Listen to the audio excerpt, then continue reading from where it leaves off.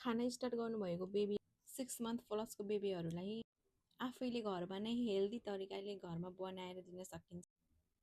आफ्नै घरमा भएको सामानहरूबाट नै हेल्दी सेलेकहरू हेल्दी पाउडरहरू बनाएर बेबीहरूलाई दिन सकिन्छ। अलिकति चामल लिने, दाल अनि ओट्स अनि नट्सहरू राम्रोसँग पहिला धोएर राम्रोसँग घाममा सुकाउने, त्यसपछि कलर आउन्जेलसम्म यसलाई राम्रोसँग भुट्ने अनि यसको पाउडर बनाएर यसरी बनाएको पाउडरहरू चाहिँ लङ टाइमसम्म स्टोर गरेर राख्न सक्छ। बच्चाहरूको लागि एकदमै राम्रो हुन्छ। दालमा प्रोटिन र आइरन पाइन्छ, चामलमा चाहिँ अनि नट्समा चाहिँ फाइबर हुन्छ। नट्सहरूमा चाहिँ प्रशस्त मात्रामा प्रोटिन र मस्तिष्कको विकासको लागि राम्रो पोषण तत्त्व हुने भएकोले हेल्दी पाउडरहरू आफैले घरमा बनाएर बेबीको लागि दिन सकिन्छ। पाउडर चाहिँ एकदम मसिनो बनाउनु पर्ने हुन्छ। सुरुमा चाहिँ 1-2 चम्चाबाट नै सुरु गर्नुपर्ने हुन्छ।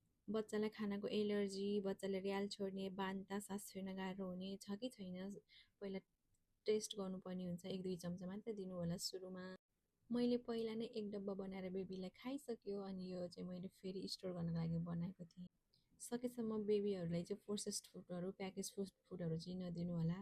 बनाएर राखेको पाउडरलाई चाहिँ आफ्नो ब्रेस्ट मिल्क अथवा फर्मुला मिल्क पानीमा मिसाएर राम्रोसँग यसलाई कुक गर्ने अनि यसरी बनाउँदाखेरि यसमा नुन, चिनी वा मह चाहिँ नहाल्नु होला। छ भने घरमा बनाएको सानो चम्चा घिउ पनि एड गर्नु। बच्चालाई टेस्टको लागि चाहिँ एउटा बनाना, एप्पल अनि डेट्सहरू एड गर्न सकिन्छ। यसलाई राम्रोसँग पकाएर नरम बनाएर खुवाउनु पर्ने हुन्छ। घरमा नै यसरी राम्रोसँग घरकै सामग्रीहरूबाट यसरी पाउडर बनाएर 6 मन्थ प्लसको बेबीहरूलाई शरीर स्टार्ट गर्नुभएको बेबीहरूलाई चाहिँ बनाएर खुवाउन सकिन्छ। दिनको 1-2 चम्चाबाट खुवाउँदा एकदमै बेस्ट हुन्छ। हजुरहरू पनि यसरी खुवाउनुहोस्। Thank you so much everyone.